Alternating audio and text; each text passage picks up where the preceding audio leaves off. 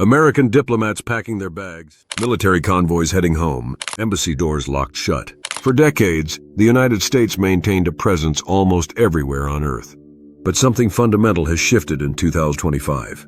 Nations across continents are making an unprecedented choice. Complete disconnection from America.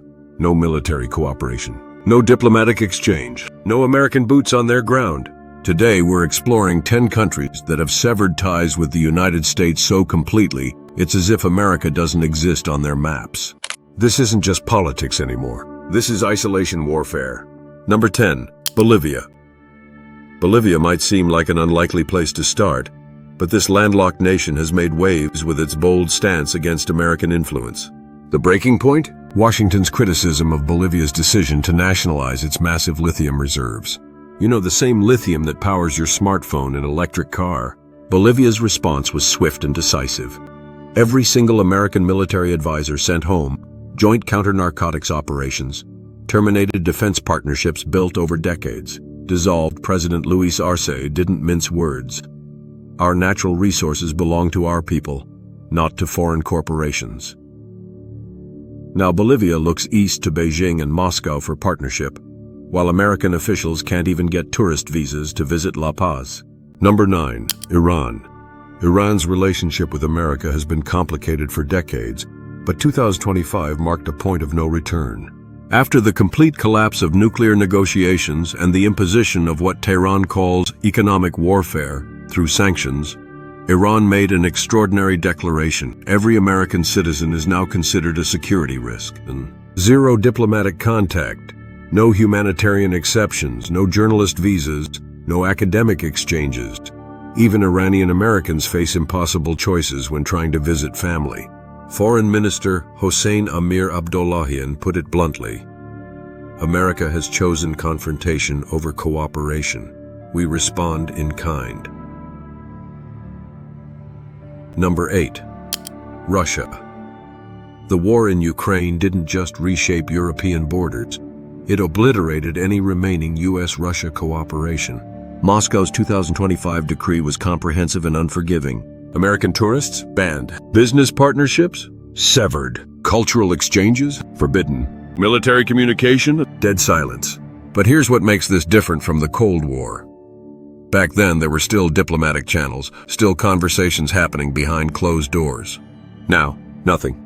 American citizens caught in Russian territory face immediate detention on espionage charges. Putin's government has made it clear. The United States is not a rival. It's an enemy. Number 7. Nicaragua. Daniel Ortega's return to power has created what human rights groups call a dictatorship 2.0. And America is enemy number 1. The catalyst. Nicaragua's accusation that US-funded NGOs were orchestrating regime change operations, just like the 1980s all over again. Ortega's response was systematic destruction of American presence. Every US-funded organization expelled.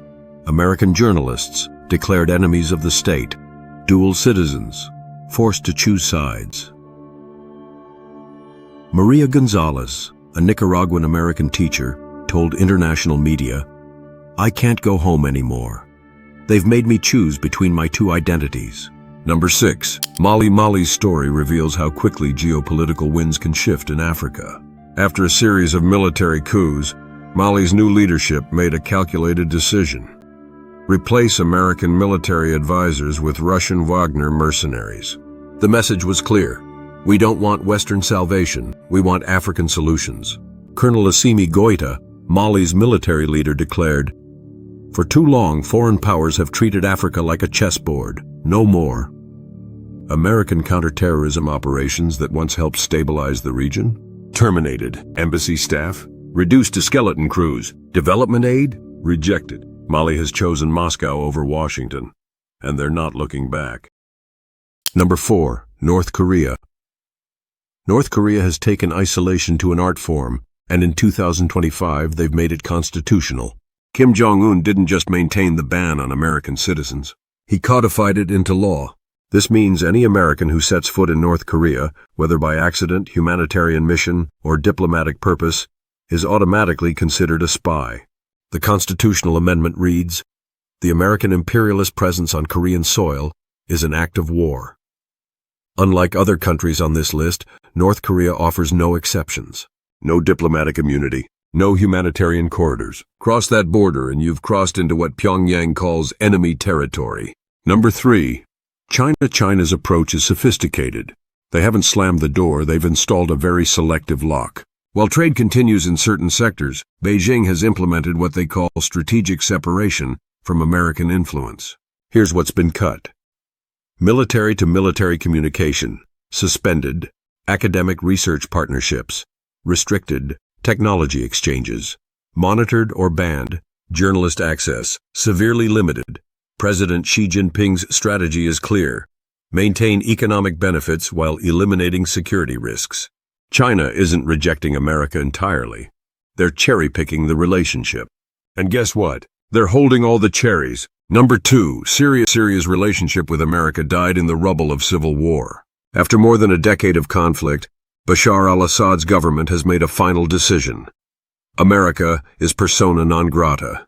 The last American troops withdrew in 2025, leaving behind abandoned military bases, unfinished reconstruction projects, a population that associates American flags with warfare, not hope.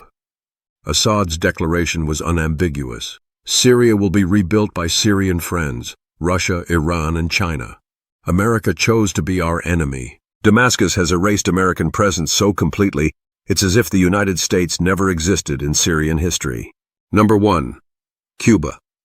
And our number 1 spot goes to the island nation that perfected the art of American rejection, Cuba. In 2025, Cuba didn't just close diplomatic relations, they burned the bridge. After decades of on and off diplomacy, failed trade negotiations, and renewed sanctions, President Miguel Díaz-Canel made a historic announcement. Cuba will never again open its doors to American influence. The U.S. Embassy in Havana, permanently closed. Family reunification programs, terminated. Cultural exchanges, forbidden. Even Cuban Americans face impossible barriers to visiting family.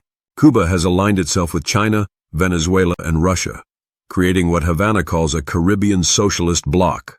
The message to Washington is crystal clear. You had your chance. You chose conflict. Now live with the consequences. From the frozen tundra of Russia to the tropical shores of Cuba, from the Sahara Desert of Mali to the mountains of Bolivia, a pattern is emerging. In 2025, more nations are choosing sovereignty over American partnership. They're saying, we'd rather be independent than influenced. Is this the beginning of a multipolar world? The end of American global dominance? Or simply nations exercising their right to choose? One thing is certain. The era of unquestioned American access is ending, and the world is learning to live without the United States. The question isn't whether America can win these countries back. The question is, does America even want to? Which country's decision shocked you most? Was it Cuba's complete diplomatic shutdown? China's strategic separation? And here's a bigger question. Do you think these countries are making the right choice for their people?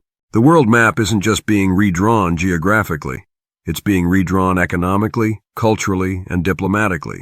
And understanding these changes isn't just interesting. It's essential for anyone who wants to understand where our world is heading.